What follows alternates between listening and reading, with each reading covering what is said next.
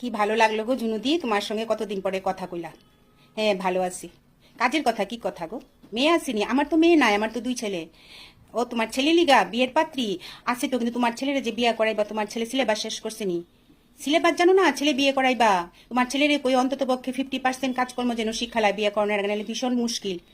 কি কি করতে হইব শুনো। নাম্বার ওয়ান, খুব ভালো করে রান্নাটা শিক্ষা লাইতে লাগবো। গ্যাস জ্বালানো, গরম জল করা, চা করা, দুধ জাল দেওয়া, ডাল তরকারি, ডিমের আমলেট, ডিমের ঝোল, মাছের ঝোল আর মাংসের সঙ্গে রাইস কুকারে ভাত। নাম্বার টু, টান টান করে বিছানা তুলতে হইব। আর নাম্বার থ্রি হইছে বাথরুম খুব পরিষ্কার করতে কইরা রাখতে হইব। নাম্বার ফোর, ওয়াশিং মেশিন চালানো এবং অপারেট করা, পুরা কাজ করা। আর নাম্বার ফাইভ হইছে অফিসে যাওয়ার সময় ভিজা টাওয়েল কিন্তু বিছানা রেখা যাওয়া চলবো না।